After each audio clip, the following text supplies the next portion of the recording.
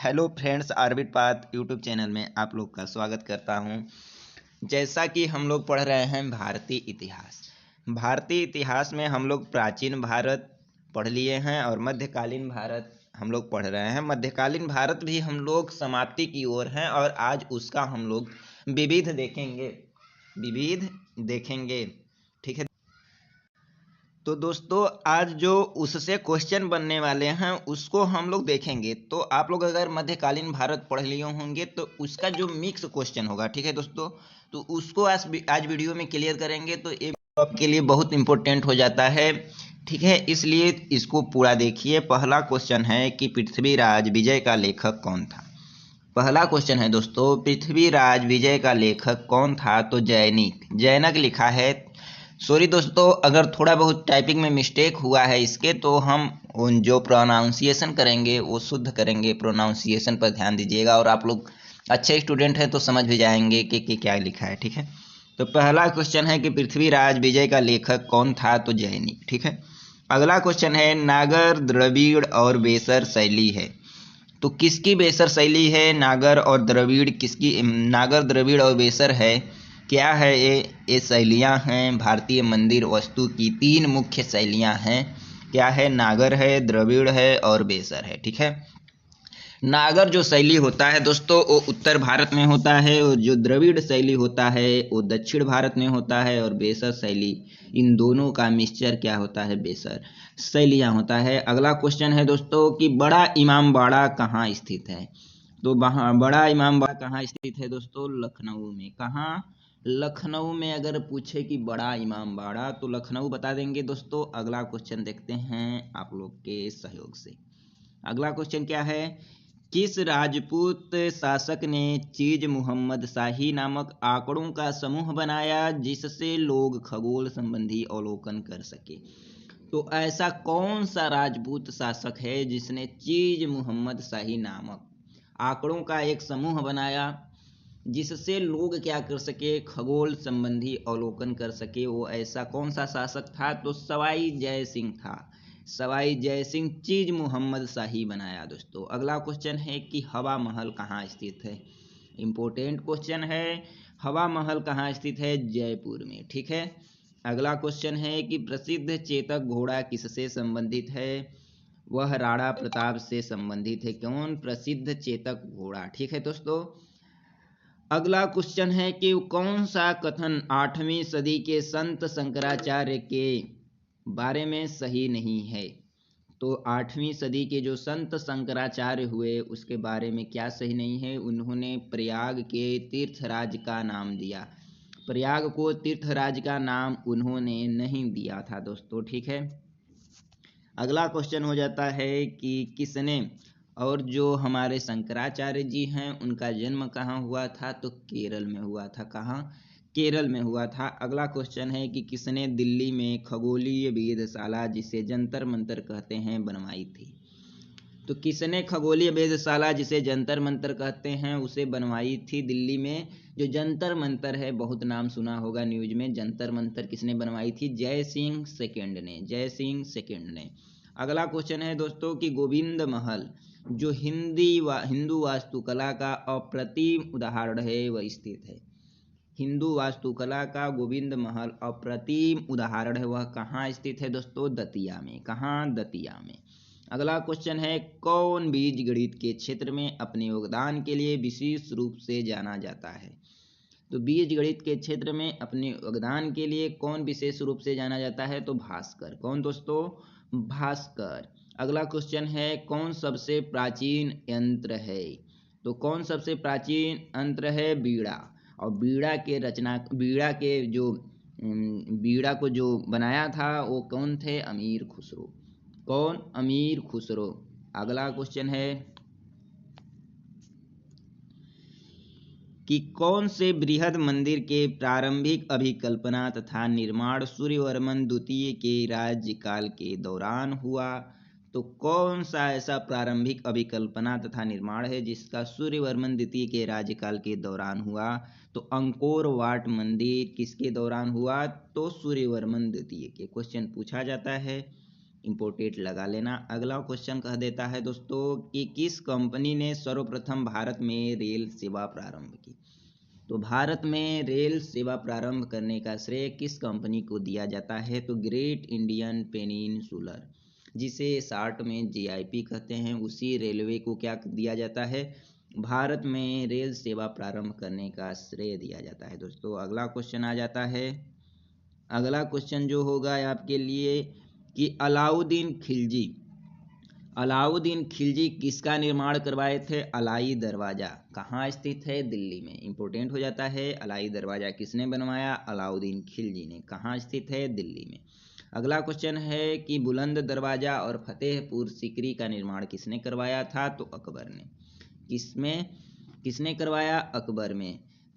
अब बुलंद दरवाजा फतेहपुर सीकरी का निर्माण किसने करवाया, अकबर ने। अगला क्वेश्चन है शाहजहां ने किसका निर्माण करवाया। तो मोती मस्जिद। और आगरा का जो किला है उसको किसने, शाहजहां ने। दिल्ली का लाल किला शाहजहां ने, मोती मस्जिद शाहजहां। कहाँ मोती मस्जिद, आगरा में जो मोती मस्जिद है उसका निर्माण किसने करवाया था, तो शाहजहां ने। ठीक है। अगला क्वेश्चन है औरंगजेब क्या करवाया। तो औरंगजेब क्या करवाया भैया, औरंगजेब करवाया मोती मस्जिद। तो दोनों मोती मस्जिद, लेकिन जो आगरा में मोती मस्जिद है वो करवाया था शाहजहां, और दिल्ली में जो मोती मस्जिद है वो करवाया था औरंगजेब। ठीक है दोस्तों। अगला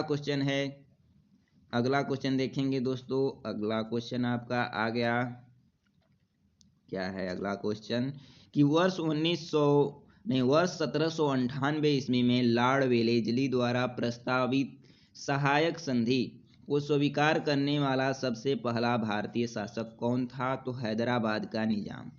कौन था दोस्तों, हैदराबाद का निजाम क्या था जो सहायक संधि को स्वीकार करने वाला पहला शासक था। तो सहायक संधि किसका था, लॉर्ड वेलेजली का। कब लाया, 1798 ईस्वी में। अगला क्वेश्चन हो जाता है भारत का प्रथम गवर्नर जनरल व वायसराय कौन था। तो भारत का प्रथम गवर्नर जनरल व वायसराय कौन था, लॉर्ड कैनिंग। कौन था दोस्तों, लॉर्ड कैनिंग। ठीक है। अगला क्वेश्चन है कि तीसरे आंग्ल मैसूर युद्ध को रोकने के लिए टीपू सुल्तान ने अंग्रेजों के साथ कौन सी संधि की। जो आंग्ल मैसूर युद्ध हुए, 3 शायद आंग्ल मैसूर युद्ध हुए, तो तीसरा जो आंग्ल मैसूर युद्ध है उसको रोकने के लिए जो टीपू सुल्तान है वह कौन सी संधि की अंग्रेजों के साथ। तो श्रीरंगपट्टनम की संधि, श्रीरंगपट्टनम की संधि। ठीक है। अगला क्वेश्चन हो जाता है दोस्तों कि किस सिख गुरु ने फारसी में जफरनामा लिखा। तो फारसी में जफरनामा किसने लिखा, गुरु गोविंद सिंह ने। गुरु गोविंद सिंह ने फारसी में जफरनामा लिखा। ठीक है दोस्तों। 1 मिनट दोस्तों।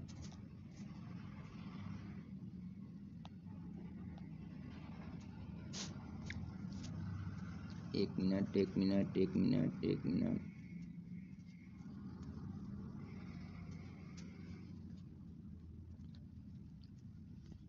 दोस्तों को किस सिख गुरु ने नानक की जीवनी लिखी थी। तो किस सिख गुरु ने नानक की जीवनी लिखी थी, गुरु अंगद देव ने किसकी जीवनी लिखी थी, नानक की जीवनी लिखी थी। अगला क्वेश्चन है सिखों जो सैन्य संप्रदाय खालसा पंथ का प्रवर्तन किसने किया।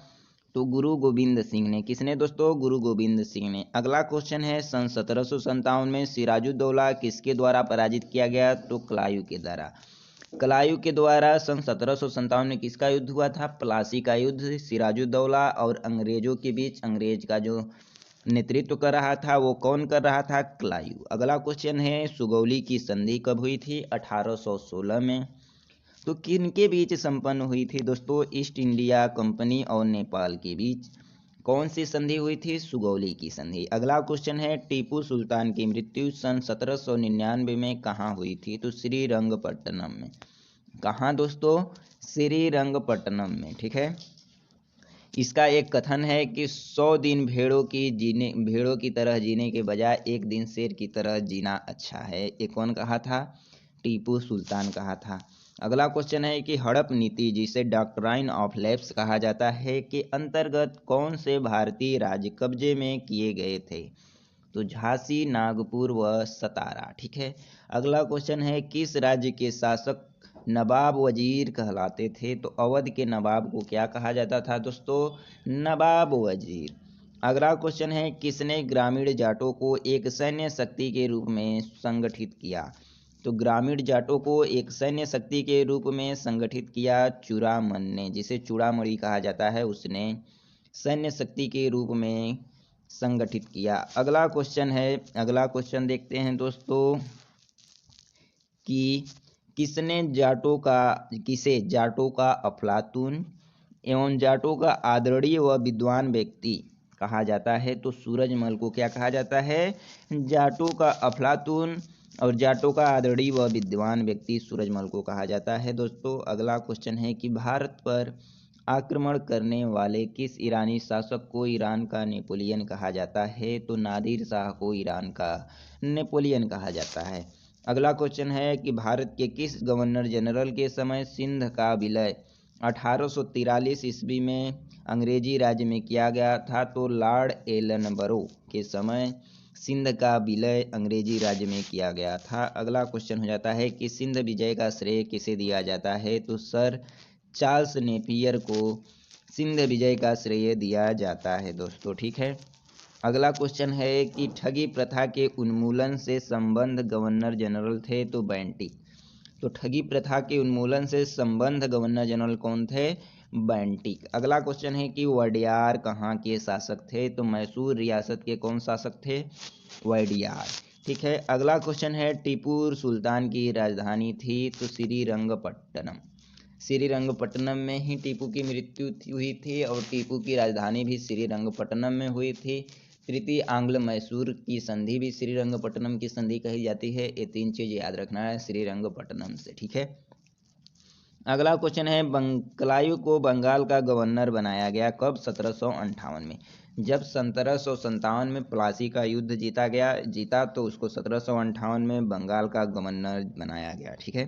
अगला क्वेश्चन है कि भारत का प्रथम गवर्नर जनरल कौन था? तो इस तरह के क्वेश्चन बहुत आते हैं। तो भारत का जो प्रथम गवर्नर जनरल था वो कौन था? तो विलियम बेंटिक। अगला क्वेश्चन है कि द्वैध शासन नीति को किसने समाप्त किया? तो वारेन हेस्टिंग्स ने। द्वितीय जो द्वैध शासन नीति को समाप्त किया, कौन?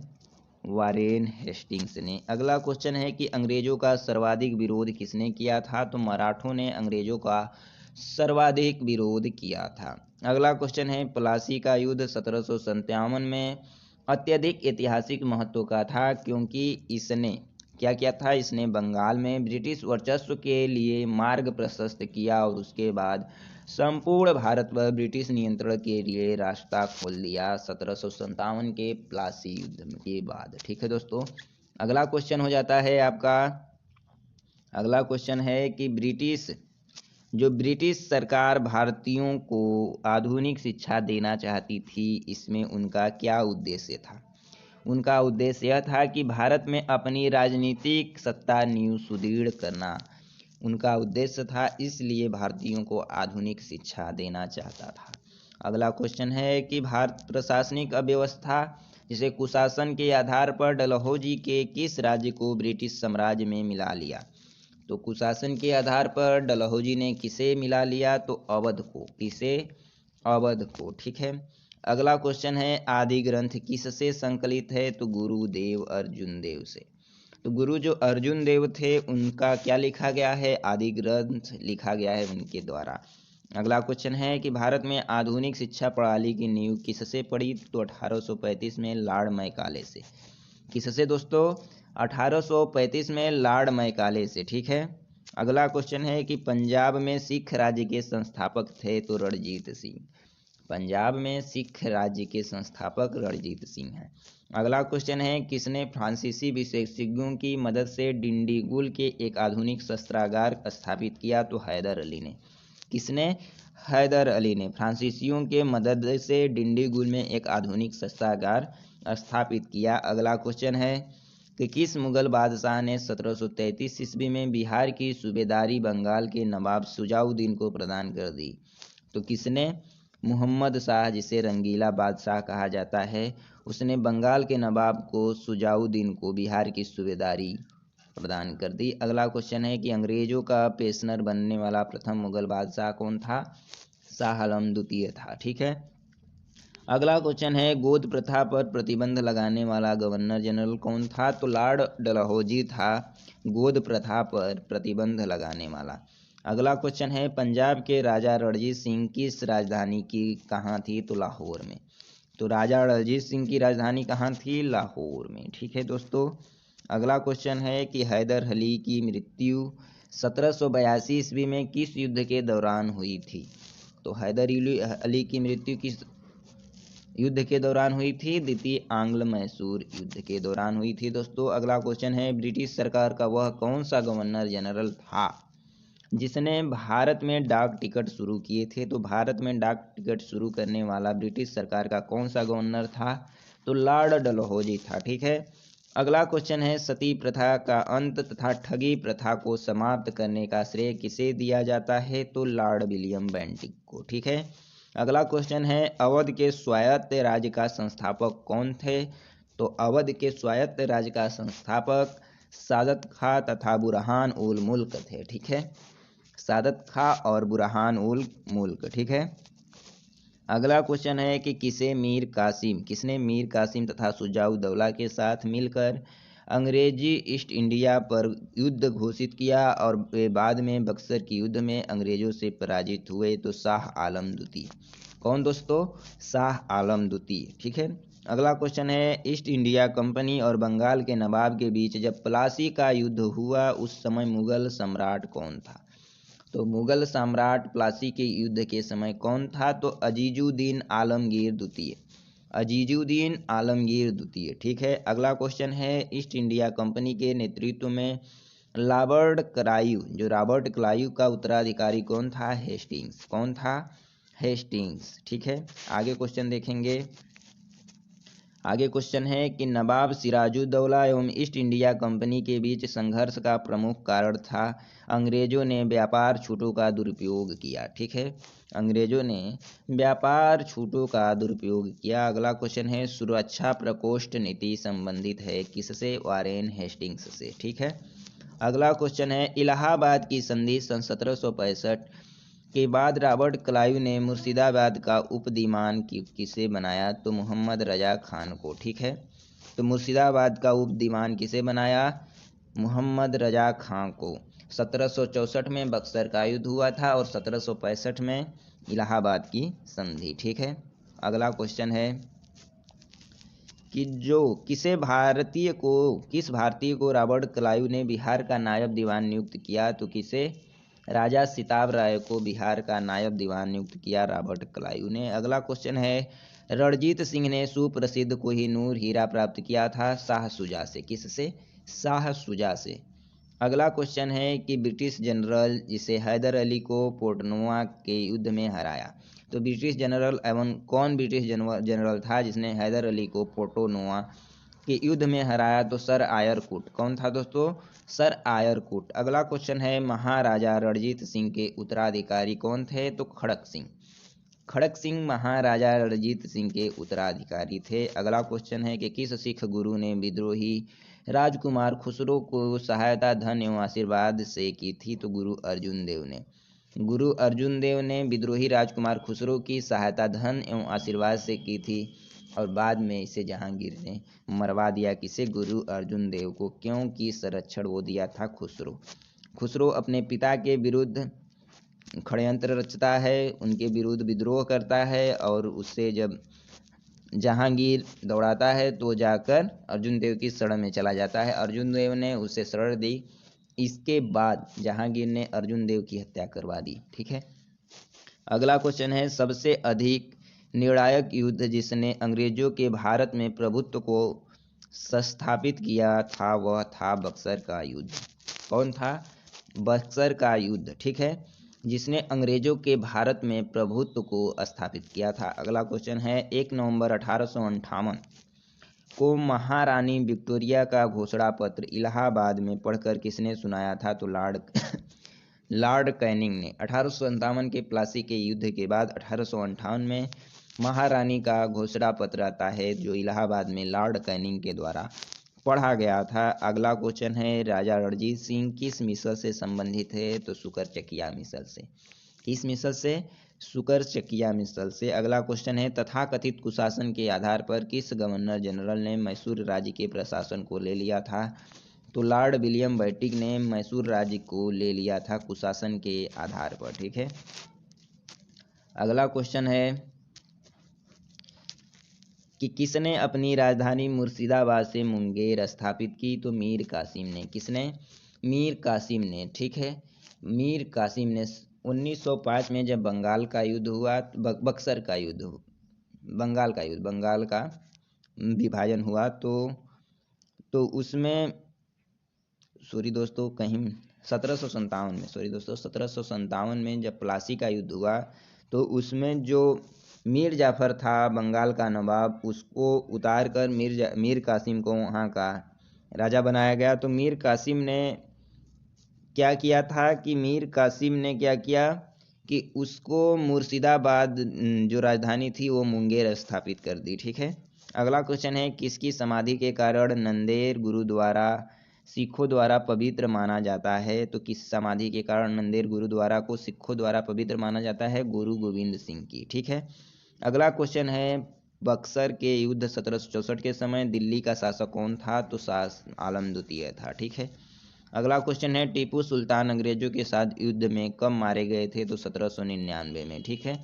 एक क्वेश्चन दोबारा रिपीट हुआ है, देख लेना। अगला क्वेश्चन है कि सिखों के अंतिम गुरु कौन थे? गुरु गोविंद सिंह। और गुरु गोविंद सिंह के बाद जो सिख था वह मिसल में बट गया, तो वहीं जो सुकर चकिया मिसल के कौन थे? राजा रणजीत सिंह। अगला क्वेश्चन है कौन सा युद्ध था जिसने भारत में ब्रिटिश प्रभुत्व को प्रारंभ किया? तो प्लासी का युद्ध ब्रिटिश को प्रभुत्व स्थापित किया भारत में। अगला क्वेश्चन है डिंडीगुल नाम है तमिलनाडु के एक नगर का। तमिलनाडु के एक नगर का नाम डिंडीगुल है। ठीक है। अगला क्वेश्चन है बंगाल के किस गवर्नर जनरल के समय सरकारी खजाना मुर्शिदाबाद से कलकत्ता स्थानांतरित कर दी गई? तो सरकारी खजाना मुर्शिदाबाद से कलकत्ता स्थापित कर दी बंगाल के किस गवर्नर के समय? वारन हेस्टिंग्स के समय। वारन हेस्टिंग्स के समय। अगला क्वेश्चन हो जाता है दोस्तों भारत में प्रथम रेलवे लाइन किस ब्रिटिश गवर्नर जनरल के समय बिछाई गई थी? तो लॉर्ड डलहौजी के समय भारत में प्रथम रेलवे लाइन बिछाई गई थी। अगला क्वेश्चन है किसके समय कलकत्ता में प्रथम न्यायालय की स्थापना की गई? तो वारेन हेस्टिंग के समय कलकत्ता में प्रथम न्यायालय की स्थापना की गई। ठीक है। अगला क्वेश्चन है कि बंगाल के और प्रथम न्यायालय की स्थापना कब की गई? वारेन हेस्टिंग के समय रेगुलेटिंग एक्ट 1773 में। ठीक है। अगला क्वेश्चन है कि इस बंगाल के किस गवर्नर जनरल के इस काल में पिट्स इंडिया एक्ट 1784 पारित हुआ? तो वारेन हेस्टिंग के समय। वारेन हेस्टिंग के समय 1773 में सुप्रीम कोर्ट की स्थापना कलकत्ता में की गई। ठीक है। और बंगाल के गवर्नर जनरल जो वारेन हेस्टिंग था उसके समय ही पिट्स इंडिया एक्ट 1784 पारित हुआ।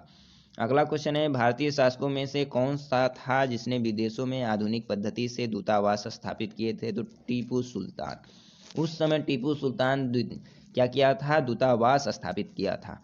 अगला क्वेश्चन है भारत में प्रथम रेलवे लाइन बिछाई गई जॉर्ज क्लार्क ने बिछाई थी। प्रथम रेलवे लाइन किसने बिछाई थी?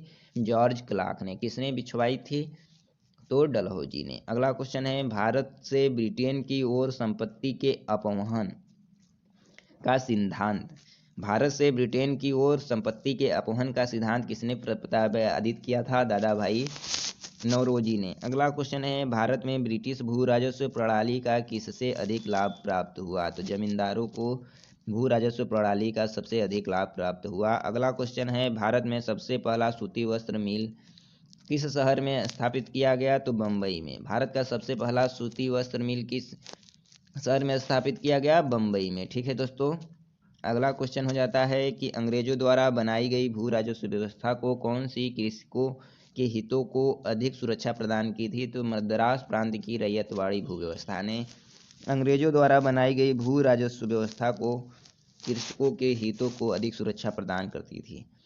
अगला दोस्तों क्वेश्चन है किसके द्वारा बंगाल और बिहार का स्थायी बंदोबस्त इस्तमरारी बंदोबस्त शुरू किया गया था? तो लॉर्ड कॉर्नवालिस के समय। ठीक है। अगला क्वेश्चन है रैयतवाड़ी व्यवस्था कब लागू की गई? तो 1820 में रैयतवाड़ी व्यवस्था लागू की गई। आगे क्वेश्चन देखते हैं दोस्तों, क्या है कि अंग्रेजी शासनकाल में भारत का कौन सा क्षेत्र अफीम उत्पादन के लिए प्रसिद्ध था? तो बिहार। बिहार अफीम उत्पादन के लिए प्रसिद्ध था अंग्रेजी शासन काल में। ठीक है, बिहार अफीम के लिए प्रसिद्ध था। आगे क्वेश्चन है दोस्तों कि 18वीं सदी में बंगाल में वस्त्र उद्योग के पतन के लिए उत्तरदायी कारण क्या था? तो ब्रिटेन के निर्यात करने वाले माल पर उच्च तटकर। ठीक है, आगे क्वेश्चन देखेंगे दोस्तों। आगे क्वेश्चन क्या है कि नील कृषकों की दुर्दशा पर लिखी गई पुस्तक नील दर्पण के लेखक कौन है? तो दीनबंधु मित्र। क्या लिखा? नील दर्पण लिखा। अगला क्वेश्चन है अंग्रेजों द्वारा सर्वप्रथम कहवा बागान लगाए गए थे वायनाड जनपद में। वायनाड जनपद में कहवा बागान लगाए गए थे अंग्रेजों द्वारा सर्वप्रथम। अगला क्वेश्चन है अंग्रेजी शासन के दौरान भारत के आर्थिक दोहन के विचार का प्रतिपादन किसने किया था? तो दादा भाई नौरोजी ने। किसने दोस्तों? दादा भाई नौरोजी ने। अगला क्वेश्चन है भारत में अंग्रेजों के समय प्रथम जनगणना किसके कार्यकाल में हुई? तो लॉर्ड मेयो के कार्यकाल में प्रथम जनगणना हुई। किसके शासनकाल में? लॉर्ड मेयो के शासनकाल में। ठीक है, अगला क्वेश्चन है दोस्तों, अगला क्वेश्चन है सर टॉमस मुनरो किस भू राजस्व बंदोबस्त से संबंधित हैं? तो रैयतवाड़ी बंदोबस्त। रैयतवाड़ी बंदोबस्त से कौन संबंधित है? Thomas Munro. कैसे याद करेंगे? रैयतवाड़ी, रीड और मुनरो, रीड और मुनरो, रीड और मुनरो। ठीक है, अगला क्वेश्चन है भारत में प्रथम रेल लाइन का निर्माण 1853 में किस नगरों के बीच की गई थी? जो बहुत इंपॉर्टेंट क्वेश्चन है, बम्बई और थाने के बीच 1853 में प्रथम रेल लाइन का निर्माण किया गया था। अगला क्वेश्चन है भारत में उपनिवेशी काल में व्हिटली आयोग 1929 का उद्देश्य क्या था? श्रमिकों की मौजूदा परिस्थितियों पर प्रतिवेदन पर सिफारिशें प्रस्तुत करना। ठीक है, 1829 में व्हिटली आयोग का उद्देश्य था। ठीक है दोस्तों, आगे क्वेश्चन देखेंगे कि स्वतंत्रता पूर्व अवधि में ब्रिटिश सरकार द्वारा भारत में आधुनिक शिक्षा के प्रसार का मुख्य उद्देश्य क्या था? छोटे प्रशासनिक पदों पर नियुक्ति हेतु शिक्षित भारतीयों की आवश्यकता। किसकी? शिक्षित भारतीयों की आवश्यकता। अगला क्वेश्चन है भारत में भारतीयों द्वारा 1881 में स्थापित हुआ तथा उनके प्रबंध में चलने वाला सीमित देयता का प्रथम बैंक कौन था? Awadh commercial bank. कौन दोस्तों? Awadh commercial bank. अगला क्वेश्चन है अंग्रेजों द्वारा रैयतवाड़ी बंदोबस्त लागू कब किया गया? तो मद्रास प्रेसिडेंसी और बम्बई प्रेसिडेंसी। ठीक है, मद्रास प्रेसिडेंसी एवं बम्बई प्रेसिडेंसी द्वारा रैयतवाड़ी व्यवस्था को बंदोबस्त को लागू किया गया। ठीक है, आगे क्वेश्चन देखेंगे। आगे क्वेश्चन क्या है दोस्तों कि भारत में उपनिवेशी शासन के संदर्भ में 1883 में पारित इल्बर्ट बिल का उद्देश्य क्या था? जो 1883 में पारित इल्बर्ट बिल है उसका उद्देश्य क्या था?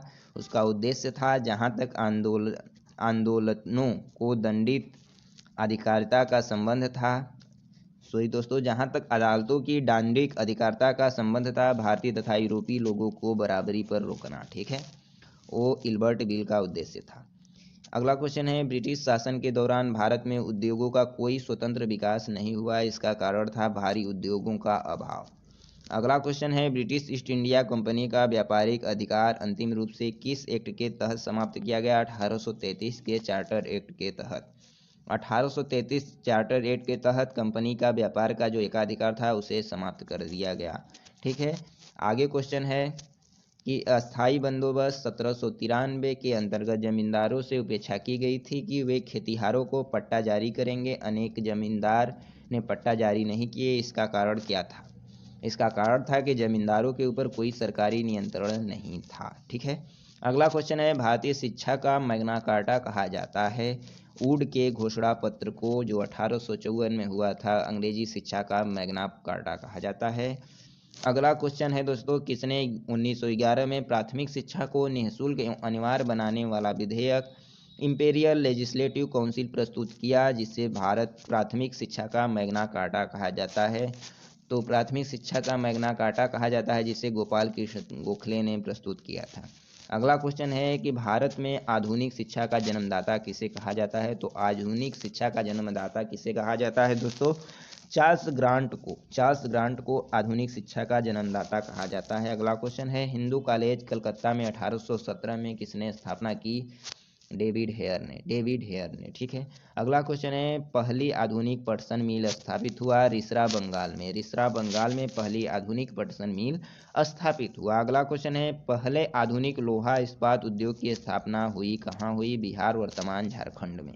जो वर्तमान में झारखंड है, पहले बिहार था, उसमें आधुनिक लोहा इस्पात की स्थापना हुई थी। ठीक है दोस्तों, अगला क्वेश्चन है, एक मिनट, अगला क्वेश्चन है दोस्तों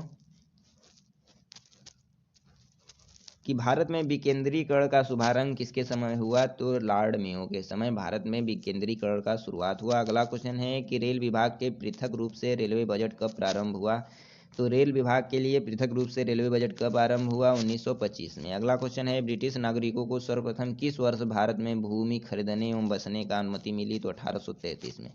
अगला क्वेश्चन है, दादा भाई नौरोजी ने अंग्रेजों द्वारा किए गए किस कार्य को अनिष्टों का अनिष्ट संज्ञा दी? तो धन के निकास को दादा भाई नौरोजी ने अनिष्टों की अनिष्ट की संज्ञा दी। अगला क्वेश्चन है, किसने भारत के अंग्रेजी उपनिवेश पर नियंत्रण की आलोचना में अन ब्रिटिश पदावली का उपयोग किया था? Dadabhai Naoroji. Un British rule of India किसने दिया था? दादा भाई नौरोजी ने। अगला क्वेश्चन है, नानक किसकी पूजा पर जोर देते थे? सतनाम की पूजा पर जोर देते थे। कौन? नानक। अगला क्वेश्चन है, गुरु नानक का विवाह किसके साथ हुआ था? सुलक्षणी के साथ गुरु नानक का विवाह हुआ था, सुलक्षणी के साथ। अगला क्वेश्चन है, किस सूफी संत ने अमृतसर में हरमिंदर साहब की नींव डाली थी? हरमिंदर साहब की नींव मियाँ मीर ने डाली थी। हरमिंदर साहब की नींव सूफी संत था कौन? मियाँ मीर सूफी संत था जिसने अमृतसर में हरमिंदर साहब की नींव डाली थी। ठीक है दोस्तों, अगला क्वेश्चन है कि महाराजा दलीप सिंह को 50,000 रुपये वार्षिक पेंशन देकर कहाँ भेज दिया गया? तो इंग्लैंड भेज दिया गया। महाराजा दलीप सिंह को 50,000 रुपये वार्षिक पेंशन देकर कहाँ भेज दिया गया? इंग्लैंड भेज दिया गया। किसके द्वारा? अंग्रेजों के द्वारा। तो आज खत्म होता है मध्यकालीन भारत। तो आप लोगों के सहयोग से आज मध्यकालीन भारत समाप्त हो गया। जो अगला टॉपिक होगा वो होगा आधुनिक भारत का यूरोपियों का आगमन। ठीक है, तो अगला टॉपिक देखना मत भूलिए और जो प्रीवियस टॉपिक है उसको भी देख लीजिए। और वीडियो और मेरा मेहनत आपको अच्छा लग रहा हो तो चैनल को लाइक और सब्सक्राइब कर दो। ठीक है, धन्यवाद।